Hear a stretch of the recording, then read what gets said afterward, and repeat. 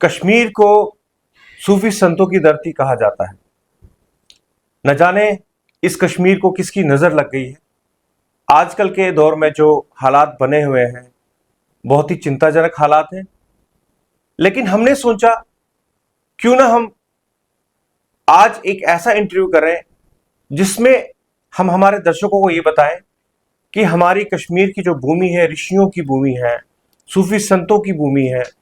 और इसी में कड़ी में उमा भगवती जो बहुत ही प्रसिद्ध रही हैं, जिन्होंने बहुत उनके बारे में, उनकी जीवनी के बारे में जानने के लिए द राइट कन्वर्सेशन में हमारे साथ आज पुष्कर नाथ कौल जी हैं, जो कि प्रेसिडेंट है मां भगवती स्थापना ट्रस्ट के। और सबसे पहले हम आपका स्वागत करते हैं द राइट न्यूज में। पुष्कर नाथ जी, आजकल का जो माहौल हुआ है बहुत ही चिंताजनक है, परेशानियां हैं सबको। लेकिन हम जानना चाहेंगे कि कश्मीर जो है सूफी संतों की धरती है, यहाँ पे ऐसे चीजें हो रही हैं, दुख तो बहुत हो रहा है। लेकिन हम जानना चाहेंगे आज की माँ उमा भगवती के बारे में बहुत सारे लोगों को पता नहीं है, या पता है तो बहुत कम जानकारी है। तो हमने सोचा आज आपसे जानकारी लेंगे, क्योंकि इस स्थापना के आप प्रेसिडेंट भी हैं और आप माता के भक्त भी हैं। माता का जन्म और उनकी हिस्ट्री, लाइफ हिस्ट्री हम आपसे जानना चाहेंगे। आपने पहले प्रश्न उठाया कि सूफी संत कश्मीर आदिकाल से, जी जब से कश्मीर बना है कश्यप ऋषि के जी समय से, ये पहले से ही एक सिद्ध पीठ माना जाता है। जी जी इसमें माता भवानी का वास है, माता लक्ष्मी और सरस्वती का वास है।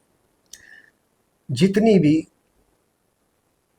तीर्थ स्थान जी कश्मीर में है वो ज्यादातर विख्यात है माता के आकार से। जी जैसे तुलमुला खीर भवानी है, बिल्कुल, वहाँ भद्रकाली है, ज्येष्ठा देवी है, ज्येष्ठा देवी है, रागिना देवी है, सिद्ध लक्ष्मी है और शिवा भगवती है। तो इसी तरह अनंतनाग जिले में ये माता उमा भवानी का वास है। ये भी आज का वास नहीं है जी ये सतयुग से चला आया है, फ्रॉम द गोल्डन एज। लेकिन क्या करें, राक्षसों को रास नहीं आता है कश्मीर की माता का हंसमुख, जी उनको रास नहीं आता है। इसलिए ये राक्षस जो है इनकी दृष्टि सारे कश्मीर पर पड़ी है। बिल्कुल। तो या तो इसका कुछ शाप है, सुनने में आया है कि महादेव ने ये कश्मीर कश्यप ऋषि से मांगा था, लेकिन उसने देने से इनकार कर दिया।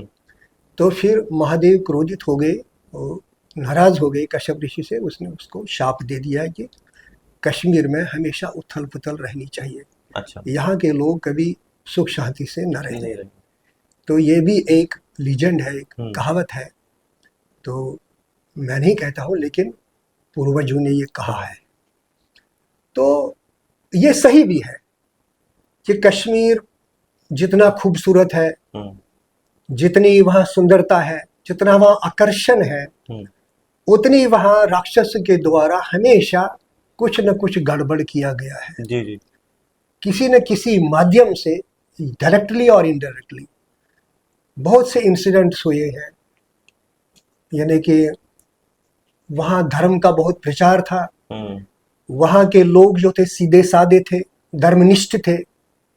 तो ये धर्म की निष्ठा राक्षसों को रास नहीं आई। जी जी तो इसलिए हमेशा वहाँ पर जो बीरूनी ताकतें आई हैं, चाहे मुगलों का दौर आया, सिकंदर का दौर आया, या और बाकी कोई इस्लामी मतलब वो इन्फ्लुएंस आ गया वहाँ पर, तो उन्होंने कश्मीर की खुशहाली कभी पसंद नहीं की। कश्मीर के लोगों को उन्होंने कभी चैन से रहने नहीं दिया।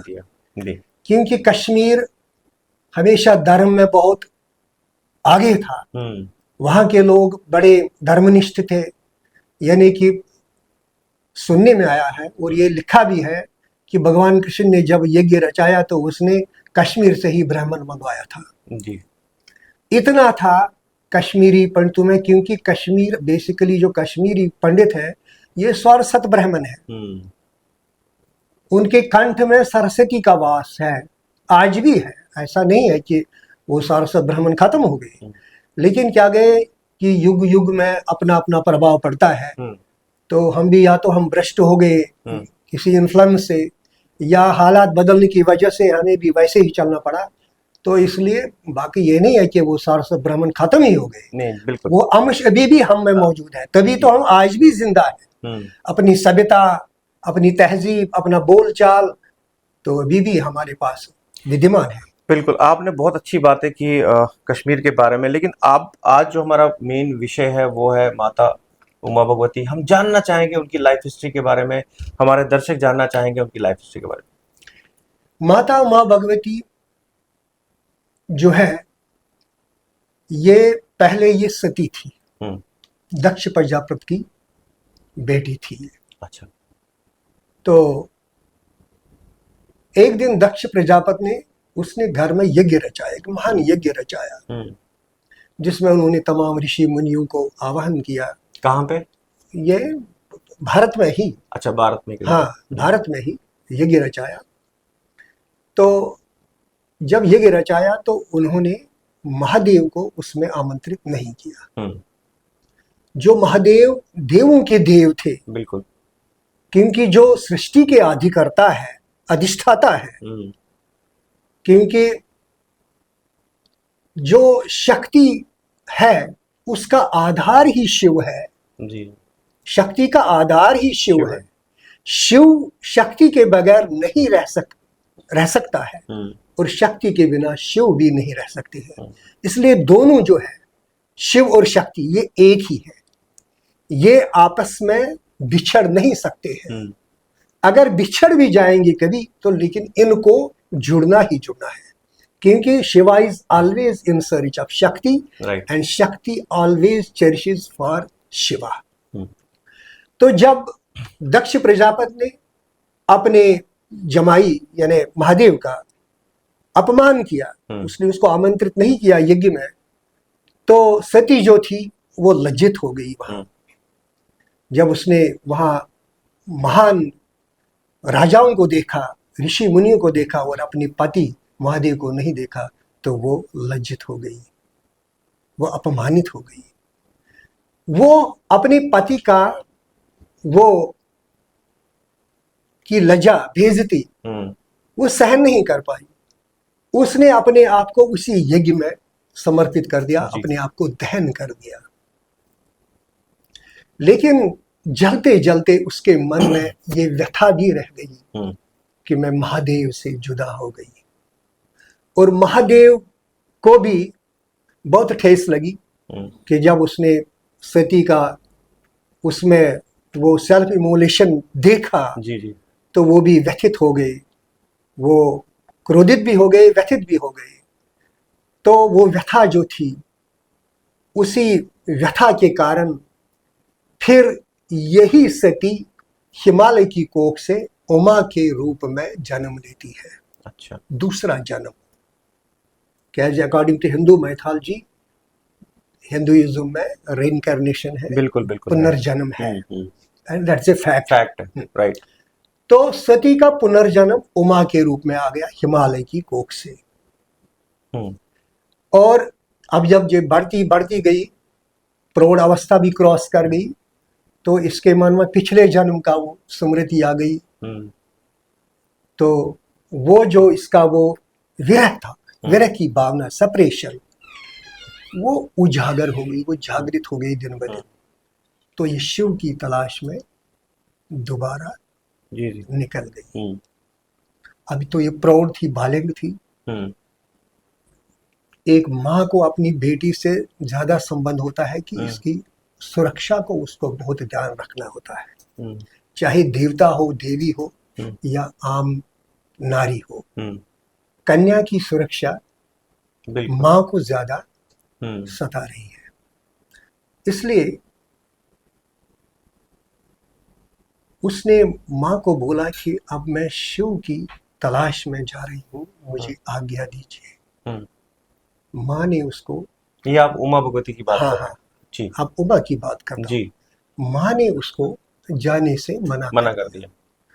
ओ माँ, मत जा, hmm it is a Sanskrit word, hmm ओ उमा मत जा। मत जा। ये क्यों उसने कहा मत जा? क्योंकि वो प्रौढ़ थी, नाबालिग थी, हम्म तो उसके लिए सुरक्षा का भी ध्यान रखना था माँ को। लेकिन उमा के हठ पर माँ ने उसको फिर आज्ञा दे दी। आज्ञा दे दी तो उसने उसको एक सहेली साथ में दे दी, जिसका नाम था यक्षिणी। ये भ्रारी रूप में थी। तो वो यक्षिणी, उसके पास कुछ फीचर्स थे, उसके पास कुछ योग शक्तियां थी कि वो इस उमा की हर कदम पर सुरक्षा सुनिश्चित कर सकती थी। इसलिए माँ ने उसी को उसको साथ दे दिया कि यक्षिणी तू उमा के साथ जाना। उसी यक्षिणी के माध्यम से माता उमा शिव की खोज में, शिव की तलाश में निकल पड़ी। इस चीज का कोई कहीं मेंशन है, डेट, तारीख, किस सन में ये हुआ था? ये सतयुग की बात है। ये सतयुग की यह बात है। सतयुग की बात है, क्योंकि सतीवी सतयुग में उसका ध्यान हो गया, और उमा का जन्म भी सतयुग में ही हुआ, सतयुग में ही हुआ। 5000 साल पहले की बात है ये। नहीं नहीं नहीं, 5000 साल तो भगवान कृष्ण का है। हाँ, सतयुग का जन्म है ये करोड़ों साल पुराना है। ठीक है, जी जी। देखिए, एक युग का करोड़ों का स्पैन है। बिल्कुल बिल्कुल। कलयुग का तो 8,32,000 है, अभी तो 5,000 साल हो गए। जी। तो उसके बाद ये चल पड़ी शिव की तलाश में। ये सतयुग की मैं बात करता हूँ। जी बिल्कुल। तो उमा चली उसी यक्षिणी के साथ साथ। तो यक्षिणी ने उसको रास्ता दिखाया, प्रोटेक्शन भी दे दी साथ में। तो हिमालय से चल चल कर वो हिमालय की कंदराओं से, बियाबानों से गुजरती गई, और वो उस यक्षिणी ने उसको इसी, जिसको आज हम ब्रारियांगन कहते हैं या उमा नगरी कहते हैं, उधर पहुंचा दिया। उमा ने वहां तपस्या की, और ये भ्रारी जो थी, ये यक्षिणी जो थी, वो दिन रात इसकी सुरक्षा में लगी थी। जी। तो ये भ्रारी जो थी, अगर उसको, यदि उसको कोई अनटोवर्ड लगता था, तो ये सिंहनी का रूप भी धारण करती थी। अच्छा। हाँ, सिंहनी का भी रूप धारण करती। सिंहनी क्या? शेरनी का रूप भी धारण करती थी। तो इसलिए वहां किसी अनटोवर्ड इंसिडेंट की संभावना नहीं थी। तो उमा ने वहां पर तपस्या शुरू कर दी। ये सतयुग की बात करता हूं। सतयुग की बात कर रहे हैं। वो कितनी देर रही है? कुछ लोग कहते हैं कि उमा ने शिव को प्राप्त करने के लिए 12,000 साल की तपस्या की है, ये भी कहने में आया है। तो कुछ कहते हैं कि नहीं, उसने 12 साल की तपस्या की है शिव को प्राप्त करने के लिए। खैर, ये तो क्योंकि ये तो सतयुग की बात है, जी। इसलिए वहां तक जाना असंभव है हमारे। बिल्कुल। तो ये कहने में आया है, सुनने में आया है पूर्वजों से, या देयर आर सर्टेन रेफरेंसेस ऐसे कहने में आया है। तो इसी स्थान पर उमा ने अपनी तपस्या साधना शुरू कर दी। कितनी देर कर दी? तो जब तक उसने शिव को प्राप्त नहीं किया। मैंने पहले भी कहा कि शक्ति का आधार ही शिव है। तो शिव वहां पर विराजमान थे। जी बिल्कुल। इसी जगह पर शिव विराजमान थे। तो लेकिन इस उमा की तपस्या को वो देखना, उसको परखना चाहता था कि उमा के मन में क्या वही भाव है अभी भी। उसके दोनों के मन में संवेदना थी कि वो विरहित हो गए थे, लेकिन शिव भी उसकी प्रतीक्षा करना चाहता था। तो अंत में शिव ने उसको अपना दर्शन दे दिया, और माता उमा ने दोबारा शिव को इसी जगह पर प्राप्त किया। शिव और शक्ति का मिलन इसी जगह पर हुआ, इसी गारी आंगन में। आपके कहने का मतलब है कि उमा भगवती ही पार्वती माता है? हाँ, उमा भगवती ही पार्वती है, उमा ही भवानी है। इससे बढ़कर और कोई भवानी नहीं है। मुझे लगता है she is the complete entire माता। मुझे लगता है कि मुझे भी आज पहली बार ये बात पता लगी, और हमारे दर्शकों को भी, सभी बहुत सारे दर्शक होंगे जिनको ये चीज पता नहीं होगी। तो एक बहुत यूनिक चीज आपने आज बताई कि उमा भगवती ही माता पार्वती हाँ, का रूप। उमा ही पार्वती है। जी। हम कभी पढ़ते हैं, हम जैसे हम पढ़ते हैं ये इंद्राक्षी पढ़ते हैं, हम्म। हम कहते हैं गौरीम अम्बा अंबर। अम्बुज अक्षीम अच्छा। MAD। अब देखिए, ये मैं आपको बताऊंगा कि गौरी अम्बा अंबर की ये पढ़ते हैं नहीं लोग। नहीं, this is wrong, this is wrong. मुझे भी ये पता है कि गौरीम गौरी अम्बा। अम्बाम अम्बुज, अम्बुज कहते हैं हाँ कंबल को, अम्बुज जी। कहते हैं कंबल को, जिसकी आंखें कमल जैसी है, खिली हुई है। हम्म। अम्बुज अक्षीम, अक्षीम कहते हैं संस्कृत में अखियों को। हम्म। जी। हाँ, उसके बाद हम थोड़ा आज की बात करेंगे। माता ने भगवान शंकर भगवान को प्राप्त कर लिया तपस्या के बाद, ये और उसके सत्य की बाद बात सत्यु की बात है, है। वो हाँ, चले गई। वो चली गई। फिर हम हाँ, कश्मीर की बात करेंगे कि ये आश्रम कैसे बना और कैसे? किस जगह पे, इसी पर्टिकुलर जगह पे क्यों।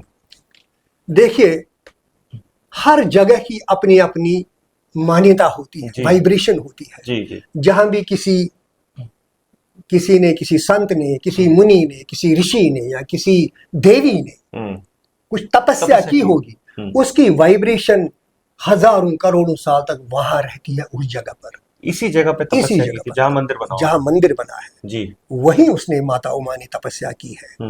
तो इसलिए ये एक एटम बनता है, एक एनर्जी बनती है, और ये एनर्जी कभी न कभी बाहर निकलने की कोशिश करती है, फटने की, फूटने की कोशिश करती है। It is but natural. चाहे एटॉमिक एनर्जी हो, वो भी कभी न कभी फट ही जाती है, या जो ही कॉस्मिक एनर्जी हो तो वो भी फूट निकलती, उसका भी अंकुर निकलता ही है। जी जी जी। तो हर चीज की वाइब्रेशन है। तो इसकी जो, क्योंकि ये तो आध्यात्मिक, मतलब ये भौतिकता नहीं है, जी जी। ये आध्यात्मिकता है वहां पर। तो उस आध्यात्मिकता की जो वाइब्रेशन थी, वो इस कलयुग में फूट निकली। कैसे निकली? हर चीज का कुछ न कुछ माध्यम होता है, कोई ना कोई जरिया बनता है। तो जब जरिया बनता है तो वही उसका हेतु बनता है, तो उसके हेतु से ही वो अंकुर लोगों के सामने आ जाता है, फलता फूलता है। इस कलयुग में, I am talking of 18th century, ये है 1776-72 की बात है, जब कश्मीर में अफगानियों की हुकूमत थी। बिल्कुल। कश्मीर में 1771 में आमिर खान गवर्नर थे, अफगानी हुक्मरान। ये 1771 की बात है। वो बहुत बड़ा जालिम था। वो लोगों, कश्मीरियों से, पंडितों से, क्योंकि मुसलमान थे ही नहीं वहाँ, इस्लामाइजेशन नहीं थी उस टाइम। कश्मीर में 14वीं सदी तक सिर्फ हिंदू का ही राज था। हिंदू धर्म ही पूरी कश्मीर वैली में था। मैंने पहले भी कहा कि बाहर की ताकतों से वहां पर ये सारा कुछ भांडा, मतलब ये तहस-नहस हो गया। जी जी। तो वरना 14वीं सदी तक बिल्कुल वहाँ हिंदुओं का ही राज था। लास्ट रानी जो थी कश्मीर की, वो भी माता का रूप ही थी, कोटो रानी। कोट रानी। हाँ, खैर उसमें हम नहीं जाएंगे, हाँ। That is another history. तो इस कलयुग में जब आमिर खान वहां पर गवर्नर थे, तो वो लोगों से टैक्स वसूल करता था, लैंडलॉर्ड्स से टैक्स वसूल करता था, in kind, not in cash, in kind. तो ज्यादातर लैंडलॉर्ड्स कश्मीरी पंडित ही थे वहां पर, सारी जमीन उन्हीं की थी। तो उनको बड़ा जुल्म होता था, अत्याचार उन पर होता था। खैर, अत्याचार भी कुछ, उसकी भी कुछ लिमिट्स होते हैं, कुछ समय होता है, ये भी ज्यादा देर टिकता नहीं। हर कमाले राह जवाले दार पयस, ये फारसी है। तो जिसका जितना अरूज भी होता है, उसकी उतनी ढवलफाल भी हो जाती है समय आने पर। तो उसके बाद ये जो, जिसकी मैं बात करता हूं, बिहारी आंगन, जो आजकल उमानगरी के नाम से प्रसिद्ध है, श्रीनगर रैनावारी में का रहने वाला एक संत थे, उसका नाम था शिवाराम कोल जलाली। हम्म। वो उस वक्त के रेवेन्यू डिपार्टमेंट में टैक्स कलेक्टर था। राइट। वो भी लोगों से टैक्स वसूल करता था, लेकिन वो एक सात्विक पंडित था। वो एक तपस्वी आदमी था। वो माता का भक्त था बचपन से, क्योंकि उसका परिवार ही भगवती की भक्ति में लगा था। उसके पिता का नाम था आत्माराम कोल जलाली। आत्माराम कोल जलाली। तो ये शिवाराम कोल जलाली जो था, ये भी सात्विक पंडित था। मतलब अपने धर्म पर अडिग था। जी जी। अपना जो कर्तव्य था उसको वो निभाता था। तो वो किसी को जुल्म नहीं करता था। वो भगवान का काम ही, मतलब अपना जो उसका ये सरकारी कार्यक्रम था उसको भी भगवान की सेवा ही समझता था वो। तो वो उस जमाने में इसी कुटहार परगना, इस एंटायर मतलब अनंतनाग को, इस जो अनंतनाग से आगे पड़ता है, जिला अनंतनाग से आगे अचंबल से पड़ता है, उसको कुटहार कहते हैं। आज भी कुटहार कहते हैं जी। कुटहार कॉन्स्टिट्यूएंसी एक वक्त ये थी। तो अब चूंकि समय बदल गया, अब बदली गई कॉन्स्टिट्यूएंसीज भी। तो कुटहार परगना में वो एक जगह, एक गांव में वो पोस्टेड था। उस गांव का नाम है ब्राह, BRAH, जो आज भी है। तो वहां वो पोस्टेड थे। तो वो लोगों से ये हाँ, शाली, गंदुम वगैरह वो जमा करता था। उसने वहां पर वो स्टोर करता था, वहां पर स्टोर करवाता था। और फिर स्टोर करवाने के बाद वो फिर वापस श्रीनगर रहनावारी जाता था। लेकिन अपनी माँ की भक्ति उसने कभी छोड़ी नहीं। तो उसकी माँ के प्रति इतना गूढ़ प्रेम था, इतना प्रेम था कि माँ ने उस पर कृपा की। एक दिन जो वो कलेक्शन सेंटर था, जिसको कश्मीरी में अंबार भी कहते हैं, जी जी, कलेक्शन सेंटर, वहां जो इंचार्ज था, कलेक्शन सेंटर का जो इंचार्ज था, उसने उसके कोट पर एक घास का तिनका देखा। कोट के पीछे घास का तिनका लगा था। तब जब ये शिवाराम खड़े हो गए, निकलने वाले थे, तो वो जो इंचार्ज था वहां पर, अंबार का इंचार्ज था, उसने उसको कहा, महाराज आपके कोट पर घास का तिनका लग गया है। तो उसने उसको साफ किया। मैंने कहा कि हर चीज का अपना अपना समय, अच्छे का भी समय आता है, बुरे का भी समय आता है। तो जब उसने उसके कोट को साफ किया तो इसको एक झरक लग गई, स्वामी शिवाराम को एक झरक लग गई मन में कि क्या इस नाशवान संसार में अब घास का तिनका भी मेरे भाग्य में नहीं है। इतना ही कह दिया उसने। तो उसका भाव क्या था, जो वो इंचार्ज था, उसका भाव यही था कि ये मेरे ऑफिसर है, तो मैंने इसको हटा दूंगा, मैं इसके घास के इसको दाग को हटा दूंगा। कि हो सकता है उसने अच्छे भाव से उसको हटा दिया होगा कि ही वाज हिज ऑफिसर, उस भाव से उसने घास को हटा दिया। तो ये शिवाराम जो था, इसने मन में सोचा कि क्या घास का तिनका भी अब इस संसार में भागी में नहीं है। तो चल पड़ा। कुछ समय के बाद ये फिर आ गया, क्योंकि ड्यूटी तो वहां ही लगी थी, उसी ब्राह एरिया में लगी थी। कुछ समय के बाद दोबारा आ गया। तो एक रात को ये वहां बैठ गया। तो रात को ये माता उसको सपने में आ गई जी। सपने में आ गई, यही उमा उसको सपने में आ गई कि आपने यहां नहीं रहना है, आपने एक सुनसान जंगल में आना है। तो इसने उससे सपने में ही सवाल, ये सामने प्रत्यक्ष बात कर रहे हैं, माँ और भक्त आमने सामने बात कर रहे हैं कि हे माँ, मैं कैसे पहुंचूं, आप मुझे कह रही है मैं कैसे पहुंचूं। तो माँ ने कहा कि मैं आपको एक सोर्स भेजती हूं, कौवे के रूप में आएगा। तो प्रभात के समय आपके इस द्वार पर एक कौवा आएगा, तो वो आवाज करेगा, उसी आवाज को आप Follow सुनकर करते बाहर आ जाना। जितनी दूरी पर कौवा चलता है उतनी दूरी आपने भी चलना चलना है। है। तो उसने, तो प्रभात जब आ गया तो कौवे ने आवाज लगाई तो वो समझ गया, उसको बात पक्की हो गई। तो बाहर आ गया तो वो द्वार पर देखता है कि कौवा है बाहर, वो काएं काएं कर रहा है। तो वो उड़ता है अप टू सर्टेन यार्ड्स, क्योंकि उसको इंसान के चलने की रफ्तार तय करनी है ना। कौवा तो उड़ता है, जी जी जी। वो एक पेड़ से दूसरे पेड़ पर उड़ता है तो रुक जाता है।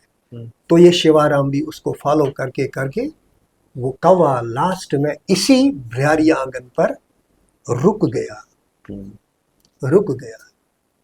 कहते हैं कि उस कौवे ने वहां पर 5 जगह पर चोंच मारी, 5 जगह पर अपनी चोंच मारी, और 5 जगह में 5 कुंड, अमृत के कुंड निकल आए। तो ये शिवाराम ये देखता है अपनी आंखों से, ये दृश्य था। तो कौवा अंतर्ध्यान हो गया, पता नहीं कौवा कहाँ चला गया। तो इस शिवाराम ने अपना आसन वहीं लगा दिया और माता की भक्ति में यही स्थान उसने निर्धारित किया, निश्चित किया। तो वहीं अपनी साधना में लग गया। तो उसी जगह पर माता ने उसको दर्शन दे दिया। तो जब दर्शन दे दिया तो उस शिवाराम ने वो अपना जो सरकारी नौकरी था, थी जो भी था, छोड़ दिया, वो सब उसको त्याग दे दिया। तो क्योंकि वो ऑन ड्यूटी था, टैक्स कलेक्शन पर लगा था, उसकी रिपोर्ट श्रीनगर के हाकिमों तक नहीं पहुंची। तो इस वक्त अब आमिर खान के बदले वहां पर दूसरा गवर्नर आया था, दूसरा गवर्नर आया था, वो भी अफगानी ही था, वो भी अफगानी ही था, वो भी बड़ा जालिम था। उसने अपने आदमी को भेजा कि यार उसको ये रिपोर्ट देनी थी, वो आया नहीं, उसको जरा सर्च करो। तो वो उसकी तलाश में निकल गए। तो पता चला कि वो साधना में लगे हैं, वो साधना में लगे हैं। तो इसकी प्रसिद्धता सारे एंटायर कश्मीर में फैल गई। अब लोग वहां पर आने लगे, उसके दर्शन के लिए आने लगे। तो इस तरह ये ओमान नगरी, बिहारी आंगन जो था, पूरी एंटायर कश्मीर में प्रसिद्ध हो गया शिवाराम की साधना से। तो आधार है शिवाराम की साधना वहां पर इस कलयुग में। सतयुग में तो उमा और शिव का मिलन है, लेकिन इस कलयुग में शिवाराम ही इसका हेतु बन गया। He was the discoverer of this place. मुझे लगता है कि आज हम यहीं तक रखेंगे, क्योंकि समय बहुत हो चुका है। ये एक एपिसोड में ख़त्म होने वाला नहीं है, क्योंकि बहुत सारी बातें हैं इस माता के बारे में लोगों ने जाना है। हम चाहते हैं आपसे फिर मुलाकात करेंगे इसके आगे का, क्योंकि मैं चाहता हूँ ये सस्पेंस यहाँ तक छोड़ दें। इसके आगे क्या हुआ है वो लोगों को ज़रूर पता लगना चाहिए हमारे अगले एपिसोड में। ठीक है, बने रहिए हमारे साथ। बहुत बहुत धन्यवाद आपका, आप हमारे पास आए। बने रहिए हमारे साथ, देखते रहिए the right news. Video journalist Kamaksh Dogra के साथ मैं रोहित भट्ट, देखते रहिए द राइट न्यूज़।